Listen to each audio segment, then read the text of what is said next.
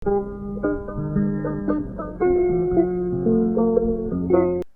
non bandiraɓe musidɓe tedduɓe yeɓoɓe ayawa habrude Piindi TV ko salminde mona e juurade moon kono kadi weltanade moon e mantude moon e mande moon kala saaha to mbawɗon wonde e dune baba adama nde on paami tigui émission moon Ganndal Thierno Mody Thierno ganduɗo ko arata kaalo ko iwata kono ko Thierno soyne yiiɗe yette jaɓɓe hoto yewde on gowi ɗum tigui kala saaha ɗo e Piindi TV kono hade nden ko salminde hilifaɓe diine hilifaɓe aada toɓe goni e ɗoɓe goniri ɓe calminama ɓe juurama beltanama ha woni gonga en calmini ceerno men Cheikh Ahmed Tidiane Ba halif général toon to Madina Gounass ceerno to gonɗa eno gonirɗa a salminama a juurama weltanama kono kadi en calmini ceerno men ceerno Sama Samou Rabbi ceerno Aliou Thiam toon to Wourossogui kamɓe foof ɓe calminama ɓe juurama ɓe beltanama ha woni gonga kadi en calmini Cheikh Mouhamadoul Mahi Ibrahima Niass halif général toon to Madina Baye ceerno to gonɗa eno gonirɗa a salminama a juurama weltanama ha woni gonga kono en calmini Touba Tivaouane Ndiassane Layen kala to kilifa diina wawi wonde e nder Fouta eno diɗori a salminama a juurama a weltanama emin ñaagui moon duwaw no fewi no fewi kono kadi min calmini kala dawoɗo e galle he Piindi TV tugui tan e journaliste walla animatrice walla présentateur kala to mbawɗa wonde a duwanama a ñaganama Allah moƴƴere kono kadi en calmini ardiɓe galle ɓe kamɓe foof ɓe calminama ɓe juurama beltanama ha woni gonga kala jeeɓowo Piindi TV kala jeeɓowo émission Ganndal Thierno Mody waɗoɓe commentaire o commentaire uji foof min jii on jarama Allah jarama kono hade nden mi salmina ceernam ceerno Mody Aydara yimɓe foof jewnotamo he won wiɓe boom émission o yo arat ñande foof kono oɗon paama tan ko télé way noon wadde ceerno men ceerno Mody Aydara tanon nelaɗo ceerno a wiyama assalamu aleykum a yewnono min ɓuurma yewnude Khalid e alhamdoulillahi rabbil alamin artugol men ɗo hannde mba salmina ɓiɓɓe fulɓe ɓe foof kala to ɓiɗɗo pullo woni Dakar Fouta diaspora min ceerno Mody Aydara mi salminima no fewi no fewi kala daaro Piindi TV kadi mi salminima mi juurimama weltanimama ceerno ɗum wonata par ce que souvent yimɓe mbiyat ceerno yiyete tan koye télé so gasi yimɓe mbawa tawoyde ɗo gella ceerno manam yimɓe yiiɗoɓe mo yiide ɓe ko ɗum woni probléme o ceerno ɗum gona hay min kawreten tan joni ko émission mi wawa wadde feere hami yima koni secret ceerno Mody eyyi ceerno Mody kam welani yiide mi welani yiide est ce que wona joguiɓe kalis tan jiyanno no ala wona joguiɓe kalis tak Khalid mo jogui haajuji goɗɗi wona somi yahani Fouta aɗan ceerno Mody kam yimɓe fof jiiɗi ɗum wona somi yahani Fouta tan mbaɗan gallam non ɗon ko salminde kadi wonɓe prison ji ɗi eɓe hakkille amen nane moon no fewi no fewi no fewi par ce que gonɗo e liberté kam no wayi welde ni jiya goɗɗo mo ganduɗa ko waasi liberté mum wadde eɓe duwene no fewi on passe à vous yo Allah walluɓe ɓe ñalta e dow jaam surtout wallahi Khalid hay fownu sa uddi ɗum so ɓoyi tan tampat wallahi ndeysan ceerno ay guertogal sa ɓoyi ɗum sog tan watta soppude wallahi ndeysan ala ko haali neɗɗo ala ko haali neɗɗo an sa ñalle galle ma tan a yaltani a haaɓat min ɗo somi jooɗimi ɗo 30 minutes mi yaltani mi haaɓi ndeysan leliɓe leeso hôpital ɓe kadi kadi wallahi ndeysan yo Allah rokkuɓe jaam amin amin yo Allah rokkuɓe cellal amin amin e sankiɓe e sankoraɓe kadi yo Allah yurmoya foof ayi sehil ma ndeysan coon balago sek bamum waali ndeysan ko yalte aduna ko ɓooyani nani en mbiya ko covid 19 o warimo waɗata ceerno mbiyen covid o kadi nan ɗo ha joni covid o de Khalid yo Allah dandu men hen danda hen kala juulɗo toon sek yo Allah yurmoya foof amin sehil ma noon Khalid toon sek yo Allah yurmoya foof neɗɗo moƴƴo amin la Allah wi noon wi neɗɗo so yeehi ceeɗonde ɗum jikkoji makko meeɗamo yiide wawi sa nani yimɓe foof mbi ko mo neɗɗo moƴƴo te ñande hen mbaɗ nani goto déclaration ambi kala ko jibino o meeɗi ɗum nawde duɗal pour janggoya hay waali en ɓeeɗo fof nayinoɓe duɗal yidde alquran waɗ ɗum wona yo Allah yurmomo ceerno mayde no muusi ceerno sa miijima exemple yimɓe pina tan mbiya ceerno Mody sankima hawle radial jiiya yimɓeɓe ni goya a faami manam yimɓe mbaɗa ɗum statut ɓe mbindalma rip ceerno Mody rip Kalidou hot bonno émission exemple quoi ala wona exemple min tan mbawɗa wadde exemple rip Abou Diop wawa won rip Samba Gueye wawa won joni ɗa rip ceerno Mody tan mbawɗa ɗo yiide ko enen ndi ɗo mbaddata émission so mbaɗa ƴetta exemple koye an ƴettami te an kala mbawɗo haalde andi kam ka célébrité yimɓe ne nganduma hande sa yaltino ɗo aduna aɗa andi jeunesse ma heewde yimɓe Kalidou won ɓurɓe kam anduɗoyde nan ɗo Kalidou hay an Kalidou jeunesse ma heewat yimɓe te Kalidou ɗe balɗe Allah no yawru cuklel ceerno mimi yahan to eyyi ya asi kadi ko nayi wima ɗum cikata non noon ceerno mbatten heen goɗɗum woni ko faati e baŋnge diine arande ndeysaan yimɓe ngonnooɗe ɗo balɗe koye appel seydina limamoullahi almahdi joom ya masaral jinni inni rasulullah ileykum arande annene baŋnge fof aɗa jiiɗa heen ko mbiyata appel la hen o kalil avant tout d' abord koɓe yimɓe siwlisiɗɓe layen koɓe yimɓe siwlisiɗɓe eyi vraiment comci daneji tan kala ceeɗo o kamɓe ɓurma wawde seɗɗe leydi tufne nde ɓe seɗa ɗum ha waɗa ɓoy te kalil bayla ko waɗi ko bamma wawa ɗum kalil ɗum kalda gonga tan a wawa wiide toon ko waɗi ko weeɓani mbasa nandu en bawa a way a wiyanɗo joni rippi ceerno Mody min exemple am tottiren ma nanngara darɗa e tufne aɗa kuccita e gueeƴi aɗa rutto gueeƴi no rutto aɗa ɗum rutto gueeƴi no rutto aɗa ɗum rutto ha ɗo welma mbiyama ɗo yoni maha toon jumama kalil te ha joni guilo wi o ha ɗo gueeƴi artata aɗan ɗum weeɓani Sénégal wonko woni ɗo kalil Sénégal wonko woni ɗo yo yimɓe mbaɗa respecté Sénégal mbaɗa respecté hilifa men diine kilifa diine kala gonɗo e Sénégal sa haalnama ko waɗi ko tan jejjita heddi walla cikka heddi mbaɗani haydara ɗum fof sa renni ɗum arte Sénégal a yi ñanden kadi gammu mbaɗaɗo Nigéria Baye Niass kanko ne mo waɗane toon gammu ay ko renti toon kadi e yimɓe fof kadi ko Sénégal min kam kalil affaire o koko betti kam min mi jooɗi mbaɗa ƴeewa affaire o mi sikkano ko usine liiɗ a famani mi sikkano ko usine liiɗ woni ko renti ko Nigéria eyyi wallahi ndeysan mbimi wa galle men onon kam o usine oɗo fournir liɗɗi de ambi kam ɗum woni yimɓe mbimi ko hol toon ambi kam Nigéria ndeysan mbimi alhamdoulillahi rabbil alamin wonko Sénégal mofti goto neɗɗo saabi ɗum no fof te on noon neɗɗo so ƴeewama ha ƴewtama ko Sénégal naaji ɗum tan ko yettere Allah ɗum tan ko yettere Allah nan ɗo na wonno tan seeɗa e parenthèse mo jinnoɗen addude han par ce que Sénégal kadi ko leydi diine kono kadi ko leydi l'islam ceerno joni jalten affaire diine seeɗa naaten e affaire politique ayi ɗeɗo balɗe fof manifestation nana waɗa Matam manifestation nana waɗa partout en Fouta ko ɓuuri hen hewde noon ko Matam waɗi somi jumani Wourossogui hewɓe nen mbiya nous sommes fatigués min tampi Fouta sacrifié min natti yidde makki ceerno ko woni probléme joni hakkude Fouta e makki walla hakkude Fouta tan e gouvernement he en maniére générale eno wano welde ni joni ko mettini ɗum ha joni sukaɓe Foutankoɓe jalta mbiya natti yidde Macky Sall ko woni probléme o ceerno eyyi Kalidou sa siftori meeɗino ɗum ɗo haalde ɗum kam ko goo mi meeɗino ɗum ɗo haalde haade sukaɓe wadde mars min wino Macky yo wallu Foutankoɓe émission ma mo ɓoyani haydara nda eɓe tampi touro nda mi yaa Fouta ko sukaɓe kaali ko gonga kaali Foutankoɓe no tampi Kalidou won guureji ganduɗa ala hôpital eyyi surtout Kalidou surtout jafoɗa ceerno par ce que sa ummima ɗo hedde Rosso en sa yewti ɗum ɗo ha jum a yiyata hôpital mawɗo ala hôpital ndewa Dagana en aɗa yiya a yiyata hôpital mbaɗon e principal walla Dantec ala a yiyata ɗum ala Kalidou mi hinɗo goto o wuuro ñiiro musore fi kam ɗon heeɗomi de mi innata inde wuuro ngo mbimi to pharmacie o woni cooɗo ordonnance o wi kam pharmacie ala ɗo e ley wona yimɓe gon ɗon ɗon so debbo reedu rewi ɗon Kalidou rafino wayno ala a waynota ko de Kalidou dande maayo ko rang kippe barmeji moon oto nen ara haade maaroji moon bonne Kalidou won guureji Fouta ganduɗa ha hande solaire kuɓɓat eyyi ɗum nde ko gonga kam manam ɗen ɗon mette nangui sukaɓe ɗen ɗon mette nangui sukaɓe e gona kadi sagata gona e galle ala ko ligguiɗa ala ko ligguiɗa Kalidou a remat maaro ma bona sottaki eyyi ɗum kadi ko hen jeeya ndema kadi maaro ko sottaki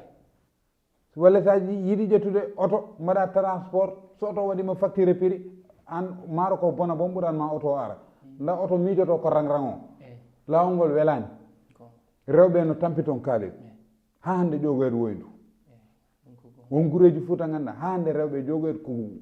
woyndu ɗen mette noon nangui yimɓeɓe nangui Foutankoɓe way Kalidou Macky Sall min mi felata Macky Sall kanko woni mawɗo leydi noon mi felatamo kono kanko woni mawɗo leydi eyyi aɗa ko tawi mbima mi felata Macky Sall ala Kalidou yo gouvernement Macky Sall halpulareɓe no foti woni hen no foti cadre uji ganduɗa ko fulɓe tawni gone nene gouvernement Macky Sall naate ministre uji en pagaille halpulareɓe naate député ji en pagay haalpulaar PCA ji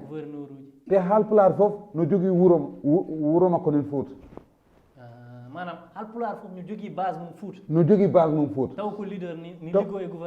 e gouvernement ko ñidda en wiide yo mballu Fuuta kaalit manam leader uji Fuuta yo mballu Fuuta non ballira Fuuta hannde kaalit hannde neɗɗo gooto so yiɗi tottuɗo Abou Diop leetere walla so yiɗi yiyondirde Abou Diop rewema ɓurat webde an jaha mbiya Abou Diop mbaɗa yiɗi ɗum ɗo e leegalam ɓuura webde mo ganduɗa Abou Diop anda ari gon waɗana no ceerno aɗan haala noon ko waɗi fayida mais so aɗan ɗin leader uji hewɓe koɗani Fuuta haɗa ɓe arde Fuuta tan campagne yonat ɓe gara ɓe jaltina vaccine ji ɓe totto yummiraɓe men ɓe jaltina temen nayyi ɓe mbaɗa goto meeting yimɓe ɓe gara ndento ɗon waɗe autoji waɗe convoi ji ɓe gara ɓe ndenta soɓe dañi koɓe jinno ko ɓe koota Dakar ɓe gara ɓe jotto ga ɗum noon ɗo eɓe mbaɗa ɗum kaalit Fuuta fewata neɗɗo farnoro to jeyɗa fewndu to jeyɗa surtout tawde mawɗo leydi tottima poste mo gandanɗa yimɓe temedere nen caggal ma no paɗa wallu Fuuta kaalit aussi Macky Sall wona président Fuuta tan Macky Sall wona président Fuuta tan tous les Sénégalais Macky Sall ko président tous les Sénégalais wawi leader uji yoɓe goppu hakkillaji mabɓe e Fuuta yo mbat feere mairie ji woni nder dande ma nder yo mbat feere kalluji godoron yetto toon kaalir par ce que mairie ji gonɗi Fuuta fof so tawi ko temedere mairie 99 fof ko fulɓe gardi ɗum ƴeew kaalir so ay saɗa hen guijiloñ godoron haadi ko ndullumaji ɗon noon est ce que sehil ma waɗani ségrégation holon Macky en tout cas addi tali haydama galle makko haaɗi ɗon ndullumaji ko heddi ko fof ko rangrang te galle makko gonɗo ndullumaji o yoɓe totto koɗa hen aɗa bonde boni kay galle no udda tan boni kay non de ségrégation par ce que tali a safanimo ndullumaji manam sa ummima wuuro Alpha ari fof ko rangrang sa naati ndullumaji ko tali sa yalti ndullumaji rangrang tali wuuro Alpha bom nen fewde kono leeli de non nen fewde min kam mi wirtima hen ɗeɗo balɗe sa ummima kadi hoore fonde a rewi ɗon a fayi guire yen a wirtima ɗon ha patoɗa dow ga fof ko goɗɗo fof ko rangrang vraiment rangrang min kay ko mbimami ko sa yewti ndullumaji ha kayeɗi a yita gotoron en tout cas yoɓe mballu Fuuta yo mballu Fuutankoɓe kono kadi nodda jeunesse Fuutankoɓe yoɓe deccu seeɗa jeunesse Fuutankoɓe koɓe sehilaɓam eyyi gonga moɓe jii Macky ma wat réagir ndamin sam haalima Macky wat réagir yoɓe deccu seeɗa eyyi te kadi ɓe goppa mitinaji ɗi oɗo saaha mi kadi politicien oɗo saaha Fuuta eɓe mbaɗa toon mitinaji yoɓe deccu seeɗa wona saaha meeting wona yimɓe goƴa ko meeting anani yoɓe deccu kaaliɗo sukaɓe yoɓe deccu yoɓe gonɗe hakkillaji mabɓe leader uji leader an miijo kaaliɗo exemple kaaliɗo min wona jumanajo sukaɓe jumno yalta no ngulla ndax jumno muusi ɗum haade Macky hertude min foti idade hertude haali gonga par ce que an woni leader mabɓe hande an ardi ɓe ndewi caggal ma kamɓe hoyɓen ɗo Dakar a faami won wuuro mo jaami leader gonɗo toon o ko guese mi innata inde noon ko guese o waɗi sukaɓe fof ne liggo kallo o nice kallo o hay matla dodo kallo o ɓuuri ɗaadi sa yewti Wourossogui paɗa dow faami eyyi ɗum de suka makko kutaki ɗum eyyi noon ceerno woɗa anndi manam ko jiɗɗa haalde ko a wawa ɗum haalde e émission te namne ɗe nan ɗo ceerno won suka gorko goto nelduɗo namdal makko mi yiiɗa haalde inde nde par ce que koye télé gonɗen o wi kanko omo jogui duuɓi nogas o dañi o jangganno o yeehi haw foti wadde examen ɓe mbimo a wawa wadde par ce que a ala extrait de naissance ko woni extrait manam a ala kayit juddu jinnaɓe makko mbaɗanimo déclaré a faami nde o yeehi mairie pour dañde ɗum ɓe mbimo joni a waɗat a windat jaa ha tribunal parent ji ma gara a faami nde o yeehi ha tribunal pour waɗede jugement bammakko sali yaade yeehi ha adde probléme hakkude makko e bammakko te sa ƴeewi ɗin ɗon kawuji hannde ni keewi ɗo e Sénégal surtout e Fouta men wonɓe ngannduɗa hannde ko babiraɓe nan ɗo walla ko mawɓe ngala hay extrait de naissance taw ndeɓe jibinade ɓe mbaɗaki déclaré ceerno est ce que kadi ɗum kadi wona seeɗa danger e leydi ndi Kalil danger diwti ɗon Kalil jibina net innama de net a waɗan ɗum déclaré Kalil est ce que aɗa anndi tubakoɓe no mbaɗa déclaré dawaɗi maɓɓe tubakoɓe no mbaɗa déclaré dawaɗi maɓɓe dawa tuuba kom no daña kayitaji an noon caggal oy to wawi toppitade rawandu ha daña kayit an jibina neɗɗo mbiyeda a dañda kayit te a yiyat yummiraɗo mo ganduɗa ala extrait de naissance ala carte d'identité ɗum da e janggani eyyi on yummiraɗo kadi so jibini wawata wadde déclaré ɓiyum par ce que so yeehi il faut nawa carte d'identité mum dañta hay boom hay carnet de santé dañta carnet de santé kaalid ay neɗɗo avant tout d' abord sa jibini neɗɗo waɗoy ɗum déclaré wona citoyen ten weeɓe sa dañi ɓinguel e dispensaire tan ɓe tottete kayit jaaha mairie 200 capannayyi capannayyi sa ƴeewi fere ɗe fof ko capannayyi so tawi yummiraɗo kadi ne jogui kayitaji mais probléme o noon woni hewɓe ngala kayitaji yummiraɓe ɓe ay kaalid ɗum noon ay neɗɗo ɓinguel ma toppitade ɓiye diwtani jibine jillonɗa ɗum kayitaji nda sa yiɗi ɗum nannude école ma nan ɗum école a faami kala ko jiɗɗa ɗum nannude mo naat so yiilade carte d'identité yonti mo yiilo e carte d'identité mo andu babam weltinari kam min mi yii wonɓe ganduɗa kamɓe dañani koye mabɓe carte d'identité noɓe dañani carte d'identité kamɓe jeehi mbaɗi déclaré koye mabɓe jibina ɓiye yaha ha moon ha watta wadde déclaré hoore mum an aɗa wuuri est ce que ɗum addata yaware entre ɓiɗɗo e jinnaɗo mum quoi par ce que sa ƴeewi jibina kam min gino gonmi cukalel mi photo ni mi ala kayitaji min de babam so waɗi kam ɗum wima waɗani kam respecté min kam sinno ko babam wanno kam ɗum mbiyata baba an a waɗani kam respecté saabu sa wanno kam respecté ma waɗam déclaré waddata eɗen ñaagui yo yimɓeɓe jaa mbaɗoya déclaré ɓiɓɓe mum yoɓe toppito suka mabɓe yo mbaɗ déclaré sukaɓe kala mo ala kayitaji ya daro te kaaliɗo ay ko wiyete ko téléphone wona faar kaaliɗo kayitaji wona faar gonga citoyen ya dañ kayitaji so o saaha mo tolniɗen joni saaha ko saaha kayitaji kala ko to jeyataɓe mbiyanma photocopie carte d'identité won galleji natta bom a woppat carte d'identité ma e dama galle sa ala carte d'identité natta toon ñaagoɗen kadi mairie ji ɗi gonɗi e sénégal gonɗi e fouta ɓe kebbino koɓe mbaɗata mi anda agence forêt so wiyete mi anda ñalawma mo ganduɗa pour rokkirde kayitaji pour yimɓeɓe ngala kayitaji yoɓe kebbin koɓe mbaɗata ɗum yoɓe te kaali ɗum yo hebbine raison uji surtout eyyi surtout raison uji ko wayno casamance en ko casamance en bidion en fouta a faami fouta yoɓe kebbin yommat yontere fof ɓe nokkira kayitaji saabu pour ɓe daña kayitaji wonɓe toon ɓe ngala kayitaji so trop hande ɓanndu ko huuli ni o woya waɗa saha tan o arat ko jasela waɗa saha o arat tan o wuula ceerno on kadi ko ngannduɗa mboɗo yiiɗi kalden heen sehilam goto gonɗo caggal leydi watma heen interpellé woni koɓe mbiyata ko mariage famille par ce que o wi kanko yummanko ko yiiɗi o resa suka debbo goto koreji mabɓe manam cousine makko a faami ko denndi ko quoi kono kanko o jarribaka e on ɗon debbo o yiɗamo te kadi o yiɗa teggidde konngol jinnaɗo par ce que jinnaɗo makko debbo wimo sinno ko sagam nde ndesa ɓi yumma kaari kanko noon wawmo wiide ala kono kadi o yiɗa suka debbo o est ce que manam ɗin ɗon façon ngaji hannde fotani kewtude oɗo jamanu ceerno o yiɗa hoto res konngol jinnaɗo so resi o seerat ɗum ɓuuri bonde konngol jinnaɗo hannde jinnaɗo ma kaali no wawma wiide ƴettu kaari an lamma o so addi ɗum min mbawa wondude mbasa ɗum ƴettude won ɓuuri joni sa ƴettani a addoyi goɗɗo jinnaɗo sa tintini jinnaɗo ma joni nde jinmi ko resde goɗɗo ma jiiɗani haydara jinnaɓe keewi wiide tan eyyi wadde nan ɗon kañum jiɗɗa ya manam annene bon a wonta à l'aise aɗa resa mo ganduɗa jinnaɓe ma jaaɗani hen mi faami ko mbiɗa ko saaha jiitaɗo neɗɗo yiiɗa resde jinnaɓe makko mbaɗa ɗum négligé kalil amour ala négligé neɗɗo kala mo wima o jinmi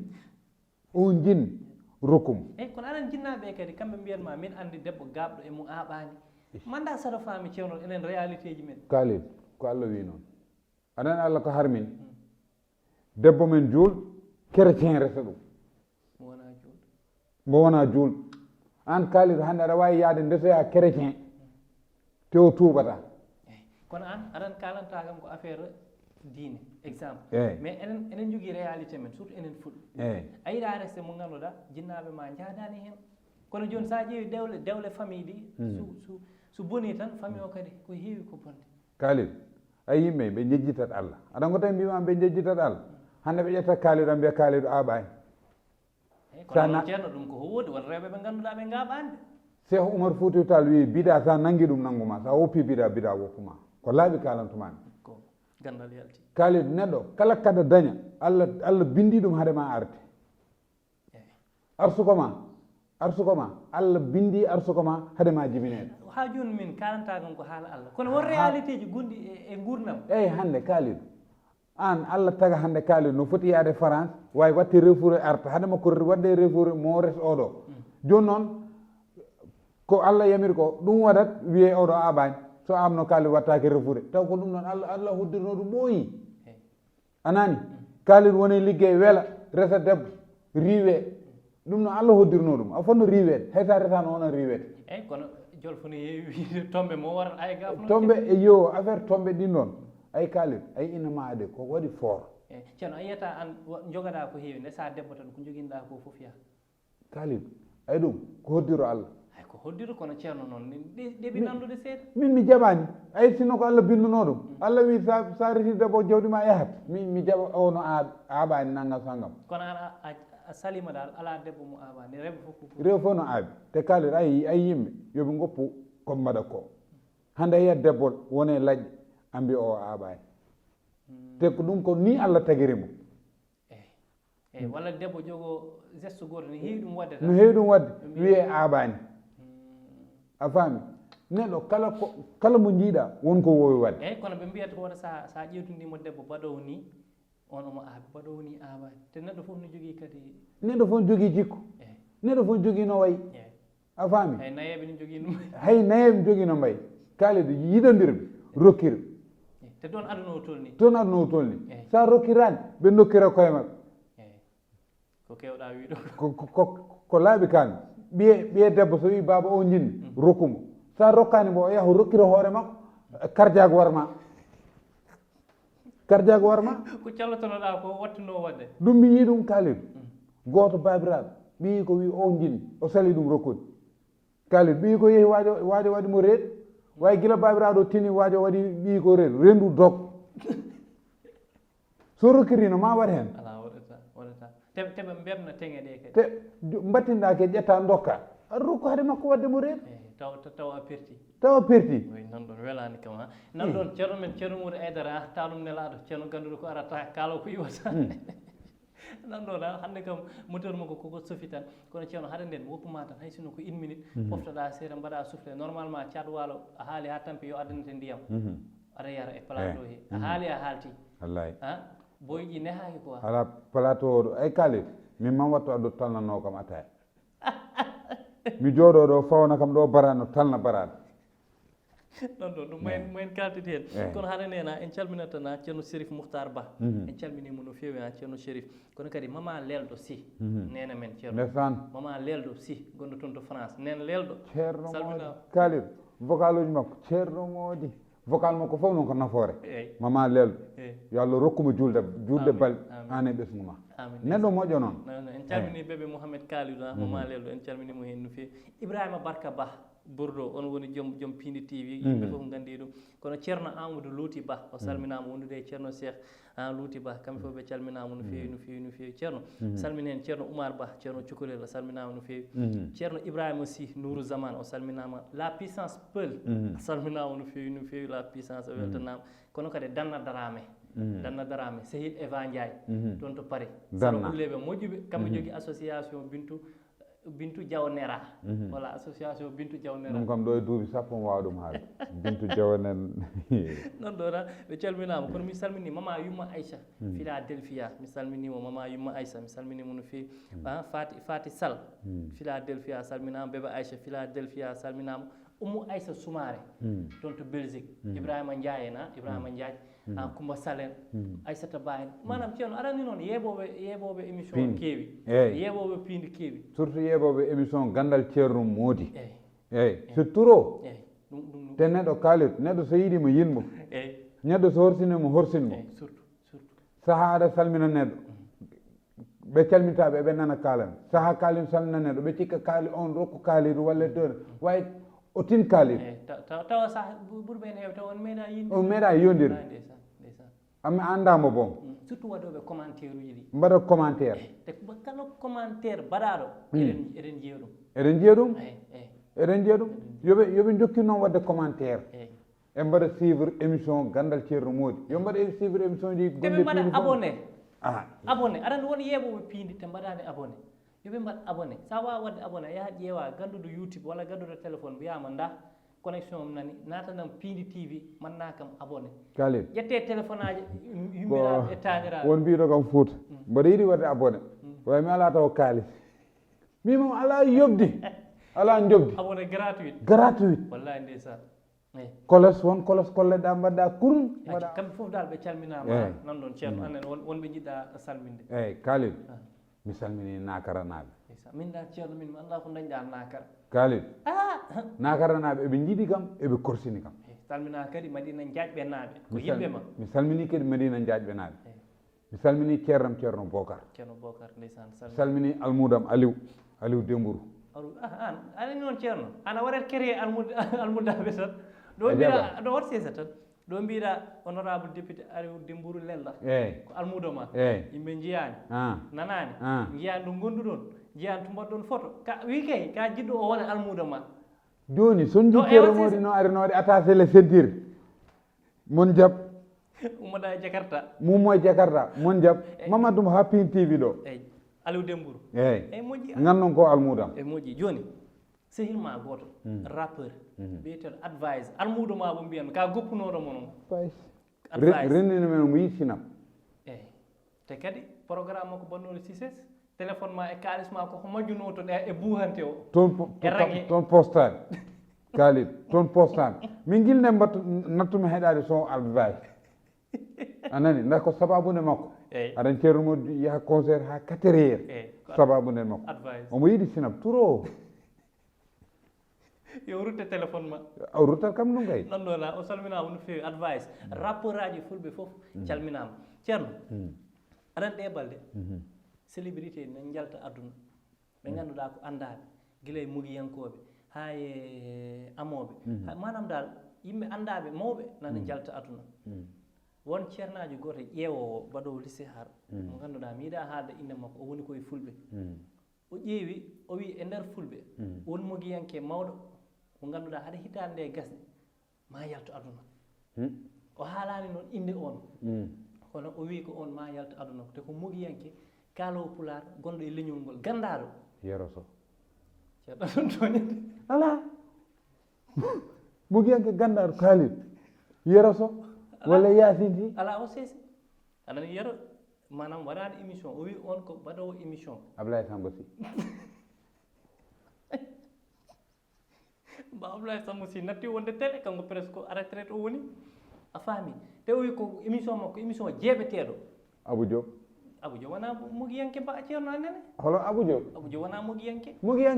mogo pulaar so dañi doole Sénégal ko Abou Diop ceerno o wi ko omo liggo RTS o wi ko kewɗo e jamono o wi ko mogiyanke gandaɗo kewɗo e jamono kewɗo wadde théâtre uji ni heewi wadde jewte e télé Yasin Sy ceerno Yasin waɗani jewte e télé ko holo foti on mi andi Abdou Diop haadi gaaji haadi gaaji baba haadi eyyi baba haadi yahani to baba haadi natti wonde émission télé kono ko Ama Diallo ala hay Ama Diallo waɗani émission télé ceerno Ama Diallo jour ko théâtre uji ceerno welani haalde noon kono aɗa andi wona haydara ceerno so hayre nde yene ma par ce que ni ɓe no haaldiri ni hakkillaji fof gaari koye ma wona noon kanko ko haali fof waɗat an kay Khalidou an fi kam hayre nde alors kono haaldiri ni hakkillaji yimɓe fof gaari koye ceerno Mody par ce que ko an joore théâtre an waɗata émission e télé an ko mbatta an a watta théâtre ko babiraɗo wi Khalidou ka mawɗo Khalidou ko sukaɓe mbiya ko ñuulal wanni hoorema Khalidou ñuulal hoorema nde ko dananɗe kese ceerno wona o haali tan ka mayode o wi ina wawi wonde oɗo hitande haɗa gasde ma mogiyanke mawɗo yalto aduna nanggo hoorema jalto kaalowo e télé taw ko babiraɗo mo ganduɗa ko cuusɗo gonga woni an ala ceerno ɗum wawi wonde min Khalidou min an ɓuuri kam suusde gonga Khalidou woppu affaire mayde so haalanta ƴetta hayre nde beddoɗa kam ɗum ceerno suusa mayde an suusi mayde ceerno billahi wallahi ceerno ay sa maayi aɗan ko wiyete manda martyr manda manam inde ma ɓeydoto mawnude ɗum kam siidi ganda ɗum ceerno Khalidou ya maayi kaalid indema ɓeede anndede kaalid min taw ko ɗum anndinat indam hoto mi annde ko exemple tan mi yiɗa exemple mi Ablaye Samba Sy en nan ɗo Haadi Gadio en nan ɗo Abou Diop ko mogiyanke moko pulaar kaali ɗum a anndano ɗum Abou Diop nanni ɗum Sénégal e wayno Kisma Sy watti juude makko te ko animateur France e Sénégal kono ko an wi kay an wi ko min e wayno hotoji gasi waynaki non bandiraɓe ko ɗum wonno émission mon Ganndal Thierno Mody Aidara hannde ko ɗum gaddonono ɗon aɗa min aadi salaade aadi ɓuri firtude aadi ha saaha goɗɗo so Allah lamɗo o jaaɓi kala komin juumi ɗo emin jafno no feewi Piindi TV hakkunde mon e Thierno Mody e Kalidou Ndiaye gorko Madina Ndiaye ha saaha goɗɗo inchallah on jarama